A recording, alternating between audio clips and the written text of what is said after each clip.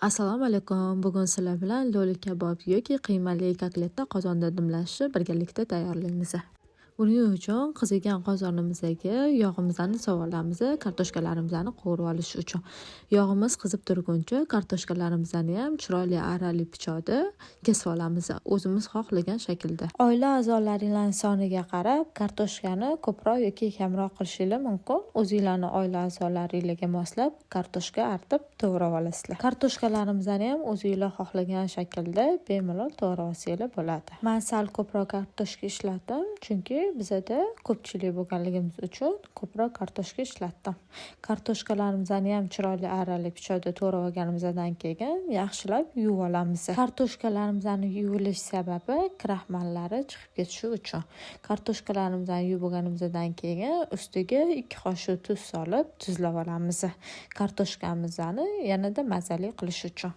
Tuz sepilgan kartoshkalarimizni yaxshilab aralashtirib olib, hamma tomoniga tuzlarini tegizib olamiz va qizigan yog'imizning ustiga kartoshkalarimizni solib, sekin astalik bilan qovurishni boshlaymiz. Kartoshkalarimizni baland olovda qovursak, kartoshkalarimiz juda ham chiroyli bo'lib qizarib chiqadi.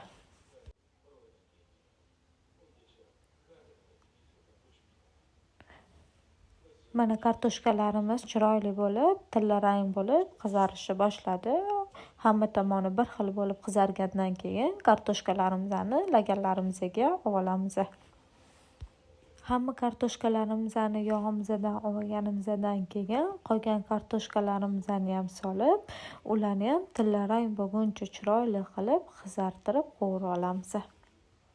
Kartoshkalarimiz qanchalik chiroyli qovurilib, chiroyli tilla rang bo'lib chiqsa, ovqatimiz ham ko'rinishlari shunchalik chiroyli bo'lib chiqadi. Kartoshkalarimizni qovurib olganimizdan keyin qiymalarimizni ham tayyorlab olamiz. Idishimizga qiyma, qirg'ichdan chiqarilgan 3 ta piyoz solib olamiz va 2 ta chesnokchamizni ham mayda tishli qirg'ichimizdan ham chiqarib olamiz. Kotletlarimizga albatta chesnak qo'shishimiz kerak, yanada mazali bo'ladi. Ustiga non talqonni ham solamiz. Agar non talqoni bo'lmasa, oddiy o'zimizning bahonka nonlarimizni ivitib solsangiz ham bo'ladi.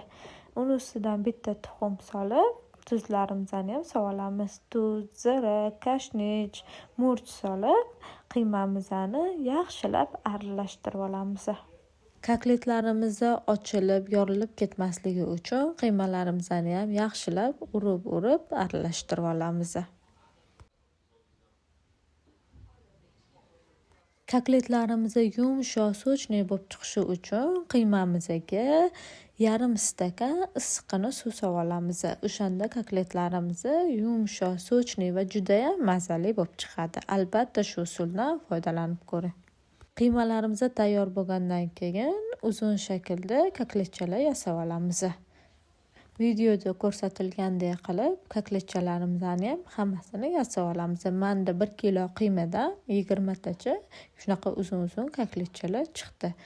Sizlar oila a'zolaringizga qarab kotletni ko'proq yoki kamroq qilsangiz bo'ladi. O'shanda qiymani ham yoki ko'proq yoki kamroq ishlatasizlar. Kartoshkalarimizni qovurib olgan qozonimizda qiymali kotletlarimizni ham orqa oldini qizartirib qovurib olamiz. Xuddi kartoshkalarni qanaqa qovurgan bo'lsak, kotletlarimizni ham shunaqa qilib qizartirib olamiz.